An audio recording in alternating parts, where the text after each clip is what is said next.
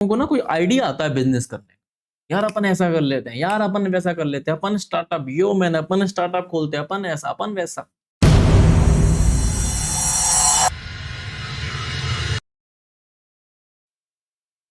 Hello दोस्तों, आज फिर अपन लोग मिल रहे हैं 12th अकाउंटेंसी के लिए और मैं बहुत इंपॉर्टेंट टॉपिक आपके लिए लेकर आया हूं, that is accounting for share capital, accounting for companies.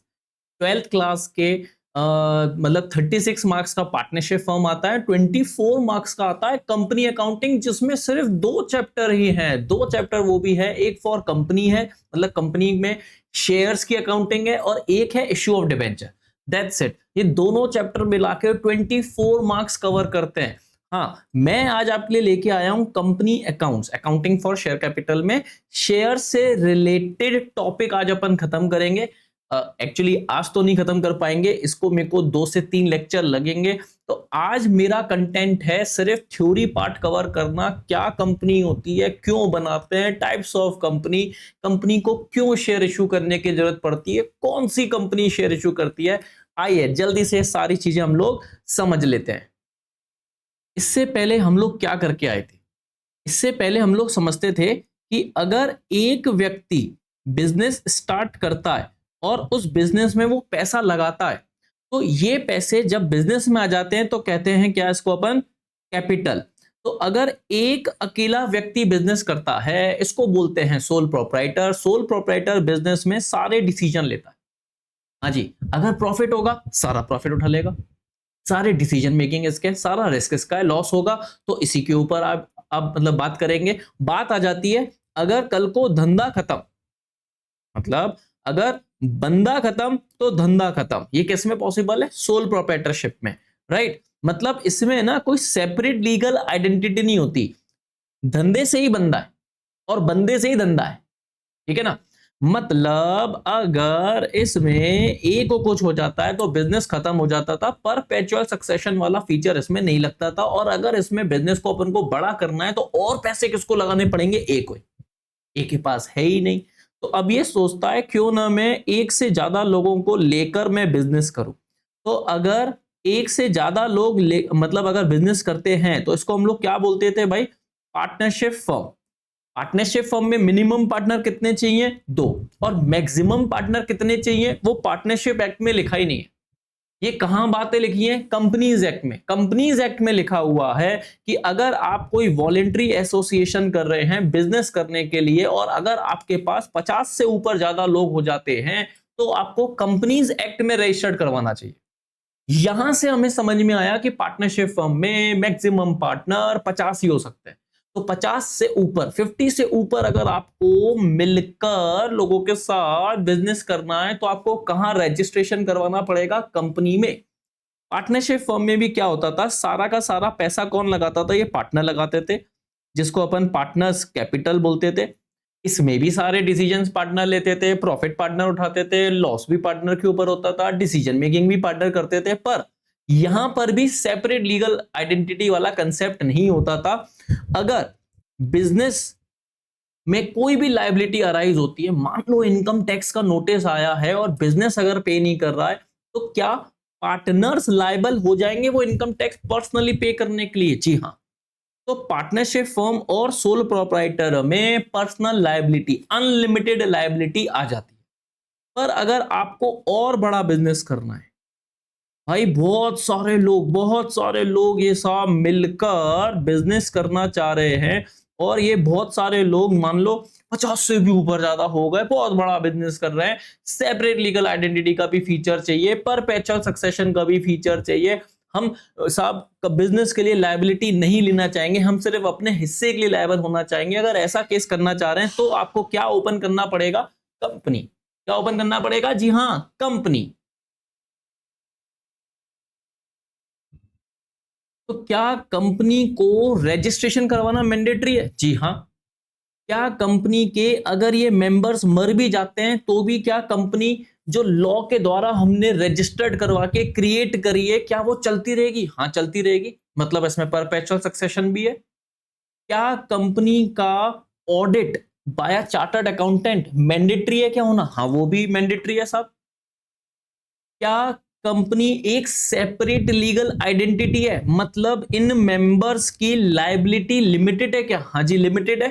Company एक सेपरेट लीगल आइडेंटिटी है, मतलब आउटसाइडर अगर कंपनी से कॉन्ट्रैक्ट करते हैं तो कंपनी को लायबल करवा पाएंगे। वो कंपनी के पीछे जितने भी मेंबर्स हैं ये लायबल नहीं होते boss. Outsider contract with the company and they can make liable only company, not the members, right. तो ये सारे फीचर्स कंपनी में एप्लीकेबल। तो जिसको भी बड़ा बिजनेस करना है भाई, इतने सारे लोगों को जोड़ के चलना है, लोगों से पैसा उठा के बड़ा बिजनेस करना है, कंपनी ओपन करनी पड़ेगी। कंपनी ओपन करनी पड़ेगी बॉस। और कंपनी के हम लोग बेसिकली 12 के हिसाब से 3 टाइप समझते हैं, ठीक है। 3 टाइप्स क्या है हमारे? एक है ओपीसी, एक है प्राइवेट और एक है पब्लिक। ये 3 टाइप्स हम लोगों को समझना है। देखो जी, अभी मैंने आपको मोटा मोटी पार्टनरशिप फर्म और कंपनी में मैं आपको डिफरेंस बताने की, वही क्रिएट करने की कोशिश कर रहा था। थोड़ा बहुत आपको समझ में आया होगा ये। अब मैं आपको जो बता रहा था कि हाँ, 3 टाइप्स के बारे में आपको मैं बताने वाला था। ओपीसी का फुल फॉर्म है वन पर्सन कंपनी। ओपीसी का फुल फॉर्म क्या है? One person company. ये कंसेप्ट हमने वैसे भी यूके से ही चुराया है, इंग्लैंड से ही चुराया है। 2006 में वहां ये कंसेप्ट आ चुका था और 2013 कंपनीज एक्ट जब आया तो हम लोग भी ले आए ये कंसेप्ट। ओपीसी में क्या है? सिर्फ एक बंदे से ही आप कंपनी खोल सकते हैं, सिंगल मेंबर से ही आप कंपनी रजिस्टर्ड करवा सकते हैं। मिनिमम मेंबर कितने चाहिए? एक। मैक्सिमम मेंबर कितने चाहिए? एक। बताओ। प्राइवेट कंपनी ओपीसी से थोड़ी बड़ी कंपनी है प्राइवेट कंपनी, जिसमें मिनिमम 2 मेंबर चाहिए और मैक्सिमम 200, मतलब इसमें मैक्सिमम मेंबर 200 ही हो सकते हैं, राइट। पब्लिक कंपनी है सबसे बड़ी कंपनी। पूरा चैप्टर अब इसी के ऊपर चलेगा बॉस। इसमें मिनिमम 7 मेंबर चाहिए, मैक्सिमम अनलिमिटेड, कितने भी मेंबर हो सकते हैं। और यही कंपनी है जो मार्केट में प्रोस्पेक्टस लाके शेयर इश्यू करके पैसा उठा सकती है लोगों से, तभी तो इसका नाम पब्लिक है। पब्लिक लोग जुड़ते हैं इसमें। प्राइवेट लोग में तो हम जो जान पहचान के लोग हैं मिलके कंपनी खोल सकते हैं, दैट इज प्राइवेट कंपनी। और सिंगल बंदे को अगर कंपनी के सारे फीचर्स एंजॉय करने हैं तो वो एक बंदा ओपीसी खोल सकता है। ओपीसी को देखो, एक नॉमिनी और रखना मैंडेटरी होता है। बेसिकली में फ्रंट में एक बंदा होता है मेंबर, और बैकअप में भी एक नॉमिनी होता है, ठीक है ना। अगर कल को फ्रंट वाले मेंबर को कुछ हो जाता है तो नॉमिनी वो कंपनी संभालता है। तो ओपीसी, प्राइवेट और पब्लिक, राइट। 3 टाइप की कंपनीज आपको 12th में समझाई गई हैं। ठीक, अब बात कर लेते हैं इसमें डायरेक्टर्स की। आखिर ये डायरेक्टर्स क्या होते हैं? देखो भाई, बहुत सारे मेंबर्स ने मिलकर कंपनी ओपन तो कर ली। अब मान लो ये बहुत सारे मेंबर्स स्कैटर्ड हैं, जगह जगह रहते हैं, कोई ग्वालियर, कोई मुंबई, कोई जबलपुर, कोई इंदौर, कहां कहां रहते हैं। तो कंपनी के डिसीजंस लेने के लिए क्या मेंबर्स इतनी दूर से बार बार आएंगे? छोटे मोटे डिसीजंस लेने हैं साहब। क्या क्रेडिटर से किससे रॉ मटेरियल हम खरीदें, कितना खरीदें? क्या ऐसे छोटे डिसीजंस के लिए मेंबर्स को बार बार तंग करेंगे क्या? तो ऐसे केसेस में कंपनी को जो मैनेज करता है, जो कंपनी के रेगुलर रूटीन नेचर के डिसीजन, मैं कहना चाहूंगा सारे डिसीजन, वो कौन लेता है? डायरेक्टर्स। कंपनी कौन चलाता है बॉस? डायरेक्टर्स। मालिक कौन होता है? मेंबर्स। मेंबर्स ने कंपनी में पैसा लगाया, तो मेंबर अपने आप में से ही किसी एक आध को डायरेक्टर भी अपॉइंट कर सकते हैं। पर मान लो सारे के सारे मेंबर्स पढ़े लिखे नहीं है, बेवकूफ हैं साहब, 10th फेल है, पैसा है सिर्फ इन लोगों के पास, पढ़े लिखे नहीं है, कंपनी नहीं संभाल पा रहे, तो क्या आउटसाइडर्स को भी डायरेक्टर रख सकते हैं? हम जैसे चार्टर्ड अकाउंटेंट को क्या डायरेक्टर अपॉइंट कर सकते हैं? करती है, ज्यादातर कंपनियां करती हैं। तो हम अगर कंपनी में क्या बन गए? डायरेक्टर्स, तो सारे डिसीजंस लेंगे। कंपनी को चलाने वाले डायरेक्टर्स रहते हैं। तो बात कर लेते हैं कि ओपीसी में मिनिमम कितने डायरेक्टर चाहिए? 1। प्राइवेट कंपनी में मिनिमम 2। पब्लिक कंपनी में मिनिमम 3। पर मैक्सिमम कितने हो सकते हैं? 15 15 15। कंफ्यूजन हुई ना? नाम ओपीसी है, वन पर्सन कंपनी, भाई मेंबर मालिक एक ही रहेगा। कंपनी को मैनेज करने के लिए मान लो उसके जगह जगह ब्रांचेस हैं, तो आप हर ब्रांच के लिए एक डायरेक्टर रख सकते हो। तो मैक्सिमम डायरेक्टर 15 हो सकते हैं। कौन सी कंपनी शेयर्स अलॉट कर सकती है? पब्लिक। पब्लिक कंपनी ही मार्केट में पब्लिक के बीच में आके शेयर्स के रूप में, डिपॉजिट्स के रूप में, डिबेंचर्स के रूप में पब्लिक से पैसा ले सकती है। ठीक है, अब वही फालतू बातें हैं कि इसके नाम के पीछे ओपीसी आ जाता है, इसके नाम के पीछे पीवीटी एलटीडी आ जाता है और इसके नाम के पीछे एलटीडी आ जाता है। जैसे मैंने अगर मान लो बीएमटी एलटीडी खोला है, मतलब बीएमटी लिमिटेड खोला है, तो मैं कौन सी कंपनी हुआ? पब्लिक। मतलब कंपनी के नाम के टेल से पहचान हो जाती है कि इसका स्टेटस क्या है, कौन सी कंपनी है। ठीक है जी। इसके बाद ये टाइप्स ऑफ कंपनी है, और इससे पहले मैंने आपको थोड़े थोड़े फीचर्स के बारे में समझाया। परपेचुअल सक्सेशन मतलब कंपनी आजीवन चलती रहेगी, लॉ के द्वारा क्रिएट है, लॉ के द्वारा ही एंड हो सकती है। मेंबर्स की लायबिलिटी लिमिटेड होती है, सेपरेट लीगल आइडेंटिटी होती है, आउटसाइडर सिर्फ कंपनी से कॉन्ट्रैक्ट कर रहे हैं, कंपनी को इश्यू कर सकते हैं, पीछे के मेंबर्स तो उसको दिखते भी नहीं है। एक वॉलेंट्री एसोसिएशन है। ये वर्ड क्यों जोड़ा गया है, देखो बात समझो। HUF हिंदू अनडिवाइडेड फैमिली में क्या होता है, जैसे ही किसी नए मेंबर ने पैदा हुआ, बर्थ लिया, HUF बिजनेस का मेंबर बन जाता है। पूछते नहीं उससे, तू पैदा हुआ हमारी फैमिली में, मेंबर। पर कंपनी में भाई आपको पूछना पड़ेगा, क्या आप हमारी कंपनी के शेयर्स खरीदना चाहते हो? आ जाओ। ठीक है ना। शेयर्स इजीली आप ट्रांसफर कर सकते हैं। कंपनी अपने नाम से केस कर सकती है आउटसाइडर के ऊपर, अपने नाम से उसके ऊपर केस भी हो सकता है।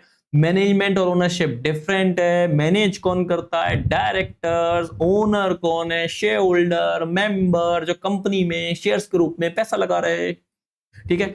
अब ये कॉमन सील वाला ना फीचर 2015 में हट चुका है। इसकी जगह 2 डायरेक्टर और 1 कंपनी सेक्रेटरी अगर साइन कर लेना तो वो ऑटोमेटिकली कॉमन सील के बराबर काम आता है। कॉमन सील अब रखना मैंडेटरी नहीं है। कॉमन सील जितने भी कंपनी के इंपॉर्टेंट डॉक्यूमेंट जो बाहर आउटसाइडर को हम इश्यू करते हैं, रिप्रेजेंट कोई बात कहने के लिए, तो उसमें कॉमन सील लगती थी। 2015 के बाद से 2 डायरेक्टर 1 सीए साइन कर ले, इक्विवेलेंट टू कॉमन सील वो काउंट करी जाती है। ठीक है जी।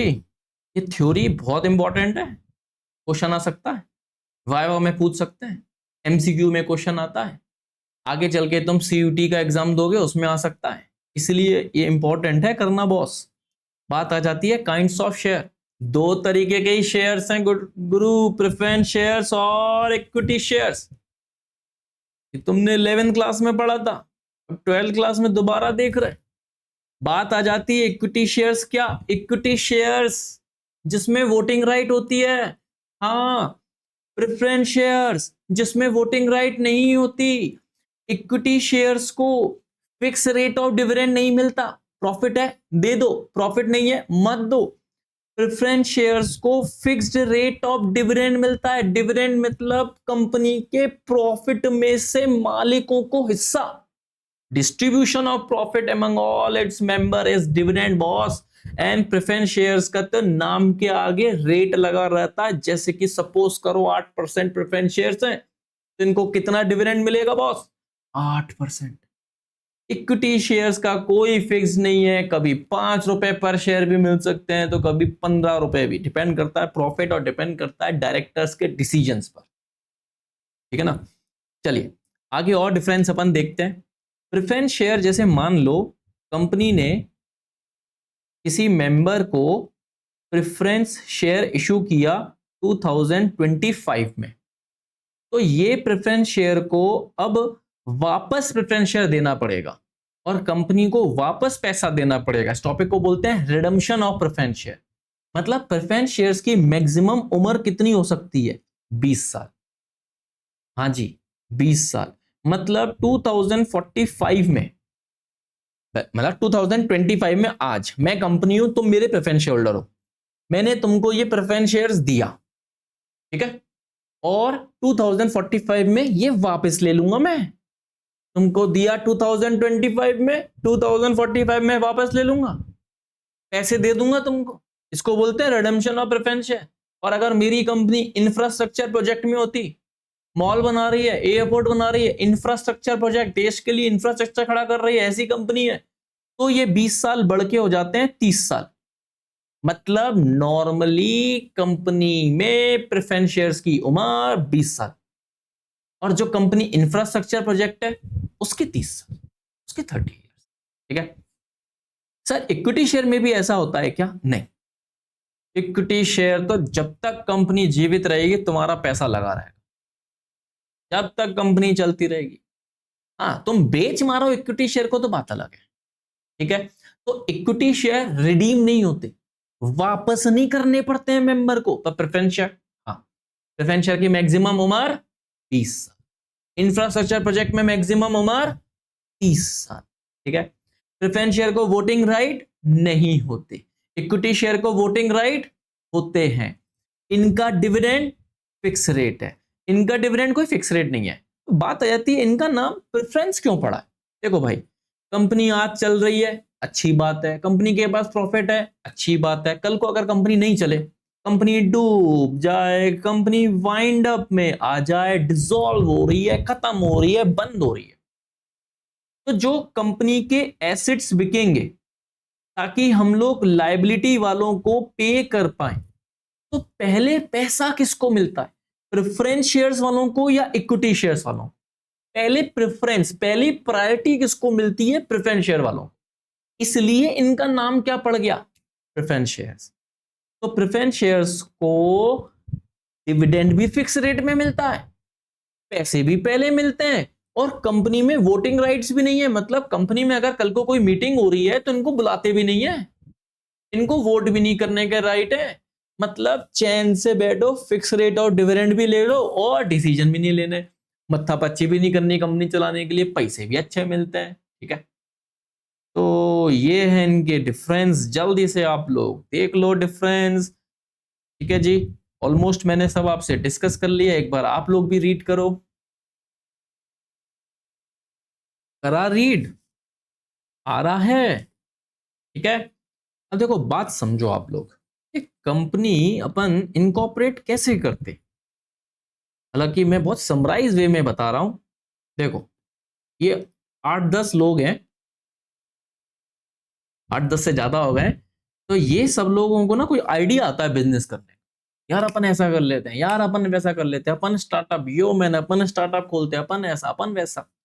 तो ये लोग जाते हैं किसी समझदार व्यक्ति के पास, प्रोफेशनल व्यक्ति के पास, जो कि हो सकता है सीए, सीएस, सीएमए या फिर लॉयर, एडवोकेट, ठीक है ना। सर इनके अलावा और समझदार नहीं है क्या? हाँ, कंपनी इनकॉर्पोरेट करने के लिए तो नहीं है, ठीक है ना।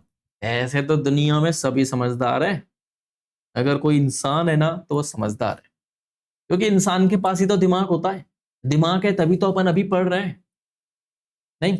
चलिए जी, तो अगर इन लोगों में आइडिया आता है बिजनेस करने का, तो ये समझदार लोगों के पास जाते हैं कि भाई साहब हमको एक ऐसा स्टेटस बताओ, ऐसा एंटरप्राइज ओपन करने का तरीका बताओ कि हम अनलिमिटेड लोगों को जोड़ सकते हैं। कल को हमको कुछ हो गया तो हमारे बच्चे ये बिजनेस चलाते रहें, हमारा बिजनेस बंद ना पड़े और हम पे कभी लायबिलिटी ना आए, बिजनेस की लायबिलिटी बिजनेस तक ही रहे। तो सरकार ऐसे फीचर्स तो सोल प्रोप्राइटर में नहीं है, पार्टनरशिप फर्म में नहीं है, सिर्फ कंपनी और एलएलपी में है। एलएलपी क्या है 12th में तुम्हारा काम नहीं है, पर मैं एक एडवाइस मतलब बता देता हूं। LLP limited liability partnership, it is the mixture of partnership firm and company. बाद में कभी सीखेंगे, अभी अपन बात कर लेते हैं। इसने एडवाइस दे देनी है कंपनी खोल लो, कैसे खोल लो, डॉक्यूमेंट्स लगेंगे। तो ये जो आइडिया लेके आते हैं ना, इनको हम लोग बोलते हैं प्रमोटर।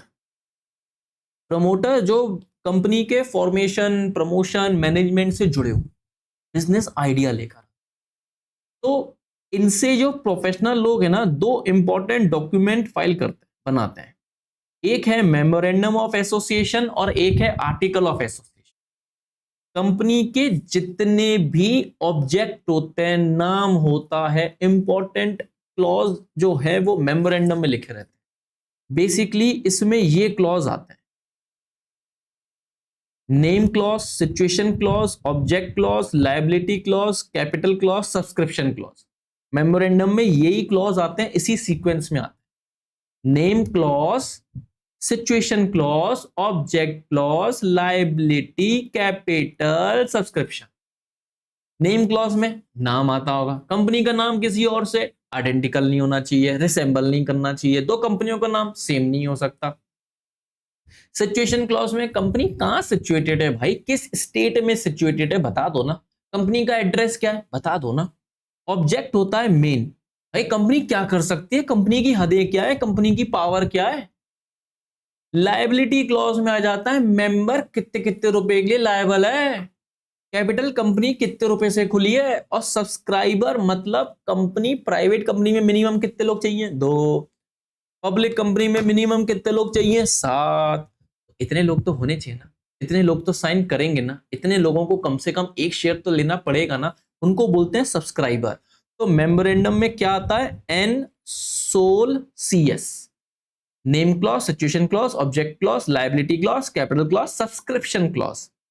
तो ये बड़ा डॉक्यूमेंट होता है क्योंकि ये कंपनी का चार्टर है, कंपनी का डायरेक्शन डिसाइड कर रहा है, कंपनी की हदें डिसाइड कर रहा है, पावर डिसाइड कर रहा है। आर्टिकल ऑफ एसोसिएशन में रूल्स एंड रेगुलेशंस, कंपनी कैसे काम करेगी, डायरेक्टर को कितना पैसा देगी, कैसे अपॉइंटमेंट करना है, क्या ऑडिटर को अपॉइंट करना है, क्या पावर है डायरेक्टर्स की, सारी बातें आर्टिकल्स में लिखी रहती। तो ये दो इंपॉर्टेंट डॉक्यूमेंट ये प्रोफेशनल लोग फाइल करते हैं आरओसी के पास। अब ये आरओसी क्या है, रजिस्ट्रार ऑफ कंपनी। कहां फाइल करते हैं ये लोग, आरओसी में। हर स्टेट में एक आरओसी होता है। क्या हमारी एमपी में भी आरओसी है, हाँ है। कहां पर है बताओ, एमपी का आरओसी कहां है, ग्वालियर में। वाह, तुमको लगा कैपिटल भोपाल में होगा, बट नहीं, ग्वालियर में ही है आरओसी बॉस, ठीक है ना। अच्छा, दो स्टेट ऐसी हैं जहां दो दो आरओसी है, महाराष्ट्र, महाराष्ट्र में दो आरओसी हैं, मुंबई एंड पुणे। तमिलनाडु में दो आरओसी हैं, चेन्नई एंड कोयम्बटूर, ठीक है ना। पर बात कर लेते हैं आरओसी रजिस्ट्रार के पास, ये जब इंपॉर्टेंट डॉक्यूमेंट फाइल करते हैं ना, तो वो सब चीजें देखते हैं।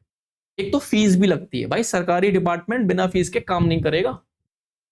ऑनलाइन ये सब इलेक्ट्रॉनिकली फाइल करना है, ई फॉर्म्स हैं इसके, सीए लोगों के साथ इसमें साइन सील सबके लगते हैं, सीएस वगैरह की डिजिटल सिग्नेचर के थ्रू आप ऑनलाइन फॉर्म में साइन कर लेते हो।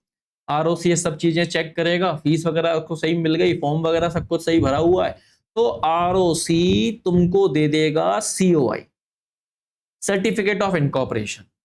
बधाइयां हो साहब, आपके घर में कंपनी पैदा हुई है, बल्ले बल्ले, कंपनी का जन्म जन्म हुआ है, करो बिजनेस कंपनी के नाम से।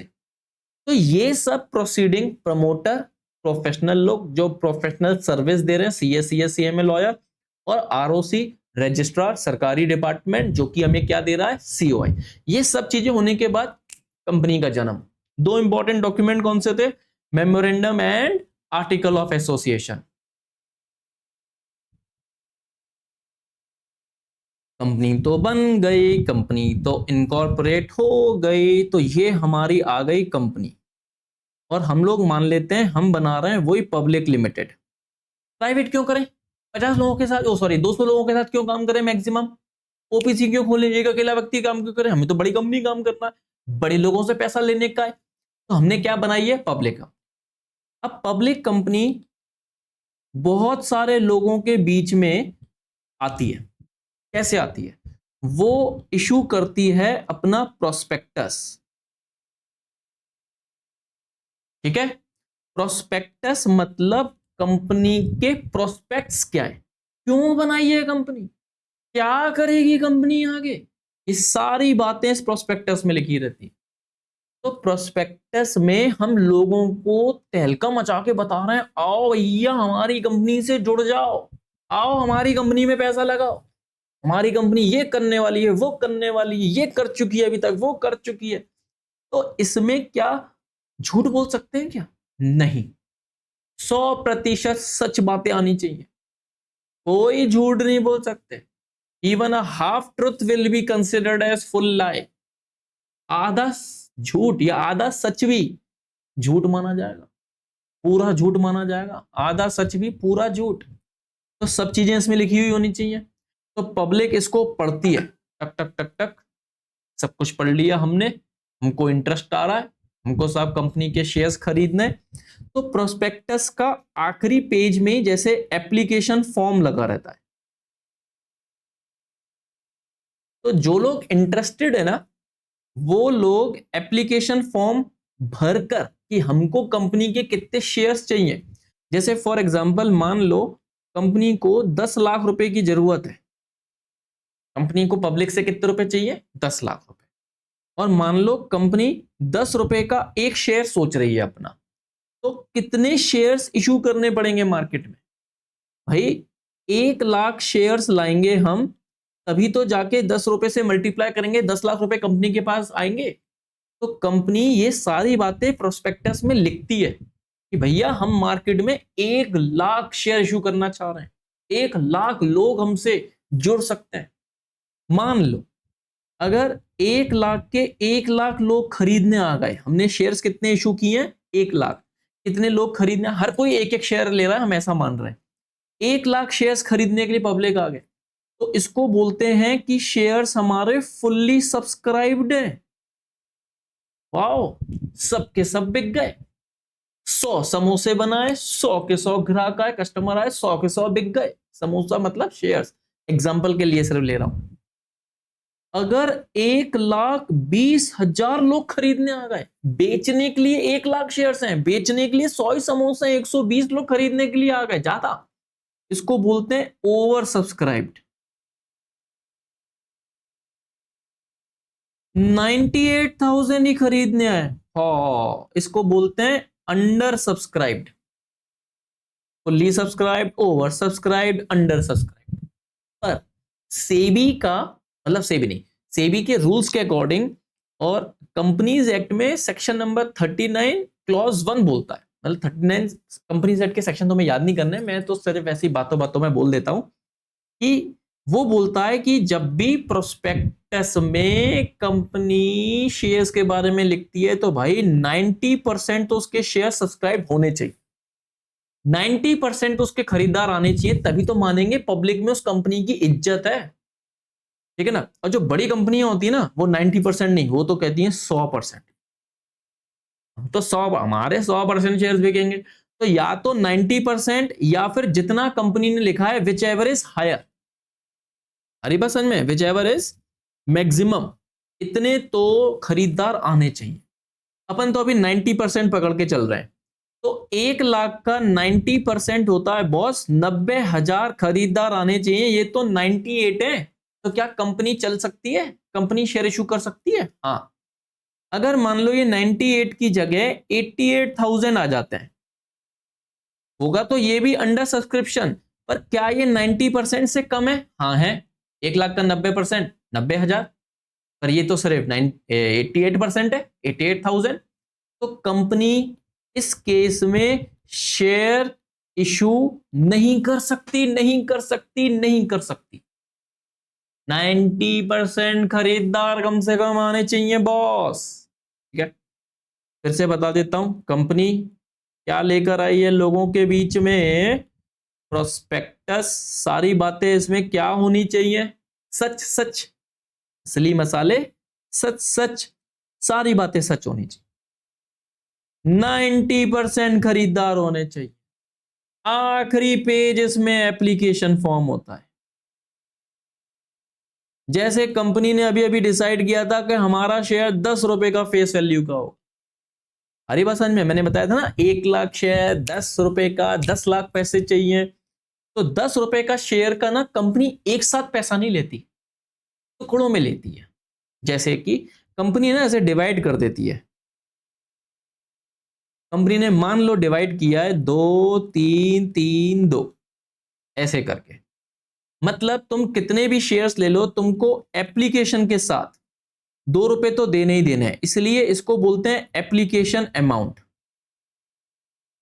मैं इंसान, मेरे पास कंपनी का प्रोस्पेक्टस आया, मैं ये प्रोस्पेक्टस पढ़ रहा हूँ, हाँ यार ये कंपनी तो बढ़िया है, ये कंपनी के शेयर्स खरीदने थे, मैं तो पैदा इसलिए हुआ ये कंपनी के शेयर्स खरीदने बॉस, लाओ इसका फॉर्म। आखिरी पेज में फॉर्म भरा, तो मान लो मेरे को एक ही शेयर लेना है, एक शेयर 10 रुपए का है, तो मैं जब ये फॉर्म को सबमिट करूंगा तो मेरे को 2 रुपए तो ये सबमिट करते वक्त ही डिपॉजिट करने पड़ेंगे एक डेजिग्नेटेड बैंक में, जो कंपनी बताएगी कि भैया तुम है ना शेयर्स के लिए पैसा जमा कर दो बैंक ऑफ बड़ौदा में, जमा करने पड़ेंगे, जमा करने पड़ेंगे बॉस। हाँ लिस्टेड कंपनी है तो डीमेट अकाउंट के थ्रू आईपीओ आया वो सब आप ले सकते हो, लिस्टेड कंपनी की मैं अभी बात नहीं कर रहा हूं, मैं तो नॉर्मल पब्लिक कंपनी की बात कर रहा हूं। सर अब ये लिस्टेड कंपनी क्या बोल दिया आपने? जो कंपनी अपने शेयर स्टॉक एक्सचेंज के थ्रू, बीएससी, एनएससी के थ्रू बिकवाती है, वो लिस्टेड कंपनी है और बड़ी कंपनी। अभी तो अपन अनलिस्टेड की बात कर रहे हैं बॉस। तो एप्लीकेशन मनी एप्लीकेशन फॉर्म के साथ ही हमें सबमिट करना पड़ता है। तो कंपनी के पास है ना बहुत सारी एप्लीकेशंस आ जाती हैं, केरला से आ गई, कर्नाटका से, मध्य प्रदेश, यूपी, राजस्थान, महाराष्ट्र, कहीं से भी शेयर्स ले सकते हैं ना। तो मेरे पास बहुत सारे एप्लीकेशंस आ गए। अब कंपनी है ना इसमें से डिसाइड करती है कि मैं किसको शेयर्स अलॉट करूं, क्योंकि कंपनी तो ज्यादा से ज्यादा 1 लाख लोगों को ही शेयर इशू कर सकती है ना। समोसे बनाए तो 100 है ना, 100 लोगों को ही बेच सकते हैं ना। तो कंपनी इसमें से डिसाइड करने के बाद एक लेटर लिखती है जिसको उसको शेयर अलॉट करना है।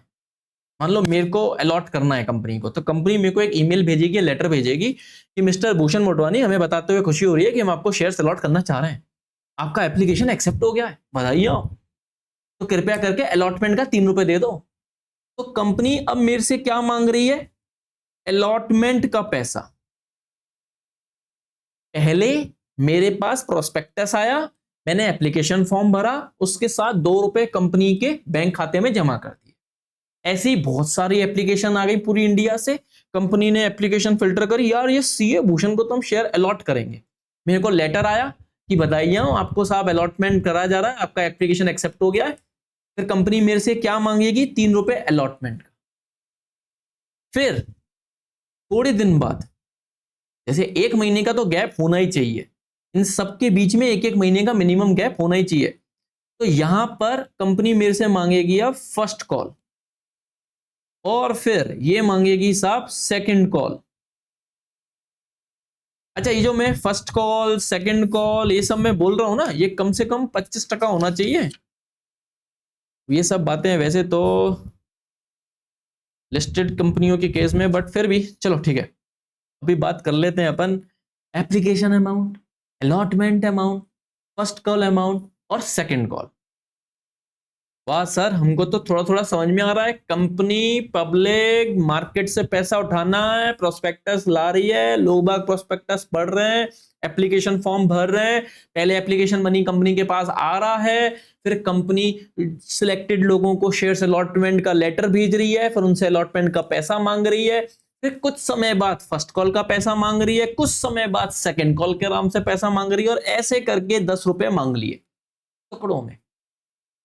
मतलब कंपनी ने 10 रुपए का शेयर इशू किया है और लोग बाग 10 रुपए में खरीद रहे हैं। इसको बोलते हैं हम लोग एट पार। हो गया बेड़ा पार, ठीक है जी। और 10 रुपए का शेयर अगर लोग बाग लाइन लगा के 12 रुपए में खरीद रहे हैं, रेडी है, ज्यादा पैसा देने के लिए रेडी हो रहे हैं, बताओ, इसको बोलते हैं एट प्रीमियम। कंपनी का फायदा है, बल्ले बल्ले। तो 10 रुपए का शेयर 9 रुपए में खरीद रहे हैं, हाँ, इसको क्या बोलते थे पहले? At discount. बट अब ऐसा कंपनीज एक्ट डिसअलाउ करती है, प्रोहिबिटेड है, मना है, अब आप शेयर डिस्काउंट पे इशू नहीं कर सकते। तो shares can be issued at par, at premium, but not at discount, ठीक है। तो कंपनी डिस्काउंट पे शेयर इशू नहीं कर सकते, नहीं कर सकते, नहीं कर सकते। ये सब नोट्स मैं आपको भेज दूंगा जब भी आप मांगोगे कमेंट बॉक्स में। ये कुछ इंपॉर्टेंट बातें हैं जो मैं अभी आपसे डिस्कस कर रहा था। ये मैंने यहाँ पे बात लिख रखी है, आप देख सकते हैं। देखो सेक्शन नंबर है ना, तुम्हारे को याद करने की जरूरत नहीं है, ये लिखा हुआ है सर, पर हमें याद हो गया है 53 53 53, तो अच्छी बात है। एमसीक्यू में तो कुछ भी पूछ सकता है सीबीएसई बॉस। तो as per section 53 of companies act 2013 does not allow issue of share at discount. 10 रुपए का शेयर 9 रुपए पे नहीं इशू हो सकता, पहले होता था। पहले 10% डिस्काउंट अलाउड होती थी जब कंपनीज एक्ट 1956 चलता था। अब नहीं है यार, कंपनी की इज्जत है भाई, सस्ते में काहे शेयर, क्यों हो शेयर इशू करने, ठीक है ना। अब स्वेट इक्विटी क्या होता है? स्वेट इक्विटी में डिस्काउंट चल सकता है, वो अलग मैटर है, वो सेक्शन 54 बोलता है। स्वेट इक्विटी आपको समझाया नहीं गया है, तो इसलिए इसको छोड़ते हैं। तो फिर भी सर स्वेट मतलब पसीना ऐसा वैसा, तो भाई कंपनी के लिए अगर किसी एम्प्लॉय ने या किसी मेंबर ने पसीना बहाया है और कंपनी का नाम रोशन कर दिया है, तो कंपनी उसके रिस्पेक्ट में, उसके गुडविल में साहब सस्ते में शेयर इशू करती है उसको, कि तू साहब ओलंपिक्स के गोल्ड मेडल जीत के लाया, या कंपनी का जो कंपनी मान लो ये मोबाइल बनाती थी, तुमने ऐसा मोबाइल बना दिया है जो 4 दिन तक उसकी बैटरी चलती है, कंपनी का नाम हो गया है भाई। कंपनी तेरे को अपने से जोड़ना चाह रही है, अपने आप को, तेरे को हमारी कंपनी का मेंबर बनना चाह रहे हैं, हम तेरे को सस्ते में शेयर्स दे रहे हैं। ऐसे केसेस में स्वेट इक्विटी शेयर इशू होते हैं, तो वो भाई सस्ते में दे सकते हैं अपन, ठीक है ना। और सिक्योरिटी प्रीमियम मैंने अभी बताया, मैं क्या ज्यादा डिटेल में नहीं ले आ रहा, ये इतना ओवरडोज हो जाएगा आपके लिए, तो मेरे को बस एंट्रीज थोड़ी बेसिक वाली आपके लिए क्लियर करनी है, बहुत ध्यान से समझना। अब जो मैं बता रहा हूं, देखो, अगर है ना कोई सोल प्रोपराइटर अगर बिजनेस स्टार्ट करता है वही 10 लाख रुपए से, ठीक है, तो ये बिजनेस में क्या एंट्री करता था, मान लो कैश में आया है, cash account debit to capital. हमें ना ए का नाम कैपिटल में नहीं लिखते थे, बिकॉज मैं अकेला ही बिजनेस चला रहा हूं, तो मेरे को मेरा नाम मालूम है कि मैंने ही कैपिटल लगाई है भाई, मेरी ही कैपिटल है। पर अगर हम यही एंट्री जब पार्टनरशिप फर्म के नाम से करते थे, ए ने, बी ने, सी ने और डी ने, सबने 2.5-2.5 लाख रुपए लगा के पार्टनरशिप फर्म स्टार्ट करी है 10 लाख रुपए की, तो हम यही एंट्री क्या करते थे, cash account debit to A capital to B capital to C capital to D capital, 10 lakh रुपए, और फिर वही 2.5 लाख 2.5 लाख 2.5 लाख, ये हो गई सर, ठीक है। पर हमने अब कंपनी बना ली है, और वो भी पब्लिक, मिनिमम 7, मैक्सिमम अनलिमिटेड। मान लो 5,000 लोगों से हमने कंपनी स्टार्ट करी है बॉस, लिखो सबके नाम, बाबा बन जाओगे, इतनी मोटी किताब छप जाएगी। ये एंट्री तुम पास कर सकते हो कि सबके नाम से करो, कैश अकाउंट डेबिट टू ये नाम वो नाम, 5,000 लोगों के नाम लिख रहे, एक ही एंट्री में 365 दिन लग जाएंगे। तो इस केस में हम क्या करेंगे, पहली बात तो कंपनी में जो पैसा लगाते हैं, मैंने आपको बताया था ना बैंक अकाउंट में पैसा जमा होता है, तो कैश की जगह हमें क्या करना है, बैंक, ठीक है, कैश की जगह क्या करना है, बैंक। पैसा आ रहा है ना, increase in asset debit to, बात समझना। अब हम लोगों की कैपिटल एंट्री तो है, पर ये कैपिटल हम 5,000 लोग मिलके शेयर कर रहे हैं, शेयरिंग इज केयरिंग, हम 5,000 लोग मिलके शेयर कर रहे हैं, शेयर। अब अगर तुमने मार्केट में दो टाइप के शेयर होते हैं, इक्विटी और प्रेफरेंस, इक्विटी और प्रेफरेंस, इक्विटी में वोटिंग राइट होता है, प्रेफरेंस में वोटिंग राइट नहीं होता। इक्विटी कभी भी कंपनी वापस नहीं देती, प्रेफरेंस शेयर 20 साल में रिडीम होते हैं, सिखाया था ना। तो यहां पर अगर इक्विटी है तो इक्विटी वर्ड लगा लो, और प्रेफरेंस है तो प्रेफरेंस वर्ड लगा लो। तो हमारी देखो एंट्री तो वही है, cash account debit to capital, cash account to ABCD capital, और यहां पर बैंक अकाउंट क्यों, क्योंकि कंपनी में पैसा कैश में नहीं आ सकता। टू इक्विटी शेयर कैपिटल, यहां पे एक एक का नाम नहीं लिखेंगे हम, क्या वर्ड लिखेंगे, इक्विटी शेयर कैपिटल। पर मैंने आपको बताया था 10 रुपए का शेयर है, याद है ना, प्रोस्पेक्टस इशू कर रहे थे, लास्ट पेज में एप्लीकेशन फॉर्म था, 10 रुपए का एक शेयर था, टुकड़ों में पैसा ले रहे थे, 2 3 3 2 के नाम से, याद आ गया, 1 लाख शेयर इशू किए थे, 1 लाख शेयर इशू किए, 10 रुपए का एक है, तभी तो जाके 10 लाख आएंगे। और वो 10 रुपए भी हम लोग टुकड़ों में ले रहे थे, ये एप्लीकेशन, ये अलॉटमेंट, ये फर्स्ट कॉल, ये सेकंड कॉल, याद आ रहा है, ठीक है ना। प्रोस्पेक्टस के पीछे एप्लीकेशन फॉर्म, तो पहले एप्लीकेशन फॉर्म भरा था, तो एंट्री तो देखो यही पास करेंगे बॉस, पर हमको इस टुकड़ों में पैसा लिया है तो टुकड़े वाली एंट्री करनी पड़ेगी। देखो बॉस, पहली एंट्री क्या है, बैंक अकाउंट डेबिट टू, पहला पैसा 2 रुपए हम किसके रूप में ले रहे हैं, एप्लीकेशन के रूप में ना, तो यहां लिख देंगे हम लोग टू शेयर एप्लीकेशन, ठीक है जी। और फिर एंट्री कर देंगे, यही एप्लीकेशन को हम लोग ट्रांसफर कर देंगे इक्विटी शेयर कैपिटल में, टू इक्विटी शेयर कैपिटल। अब बात समझना, अगर मैंने ये शेयर एप्लीकेशन और ये शेयर एप्लीकेशन हटा भी दिया तो एंट्री तो मेरी यही बनी ना, bank account debit to equity share capital. बनी कि नहीं बनी? अगर मैं शेयर एप्लीकेशन काट भी देता ये 2 रुपए वाली, तो एंट्री तो मेरी वही बनी ना, bank account debit to equity share capital. पर हमने पैसा लिया कैसे? एप्लीकेशन के रूप में। तो फिर एंट्री तो करनी पड़ेगी ना एप्लीकेशन के रूप में, क्योंकि application allotment first call second call ये थोड़ा टाइम गैप में होता है, एक ही दिन में एंट्री नहीं हो रही है बॉस। एक ही दिन में application allotment first call second call पैसा नहीं आया, हमने मांगा भी एक एक महीने के गैप में है बॉस। तो इस तरीके से हमें एंट्री पास करनी पड़ेगी पहले तो एप्लीकेशन। अब जैसे मान लो 1 लाख शेयर है, तो 1 लाख शेयर पर हमको 2 रुपए आए, तो यहां कितने रुपए से एंट्री हो गई? 2 लाख, 2 लाख और फिर से 2 लाख और ये 2 लाख। तो ये जो हमें दिख रहा है ना शेयर एप्लीकेशन, ये शेयर एप्लीकेशन जितने अमाउंट से ये क्रेडिट हो रहा है उतने अमाउंट से ही यहां पर डेबिट होना है। ठीक है जी। तो ये तो हो गई हमारी एप्लीकेशन की एंट्री, पैसा मांगने की एप्लीकेशन। ऐसा आ रहा है अपने आप, मांग तो अब रहे हैं अलॉटमेंट का। तो अलॉटमेंट वाली एंट्री कैसे करेंगे? पहले हमने पैसा मांगा अलॉटमेंट का, देखो एप्लीकेशन का अपने आप आया था, प्रोस्पेक्टस इशू किया, एप्लीकेशन फॉर्म भरा, उसने हमें एप्लीकेशन के साथ ही पैसा दे दिया। तो ये एप्लीकेशन का पैसा तो हर कोई दे रहा है, हर कोई दे रहा है। अगली एंट्री मेरी क्या थी? अब हमने अलॉटमेंट का पैसा मांगा है, तो share allotment account debit to, मैं पूरा ही लिख देता हूं, रुको, नहीं तो तुम लोगों को भी मेरी तरह आदत हो जाएगी, पूरा लिखता हूं, इक्विटी शेयर कैपिटल।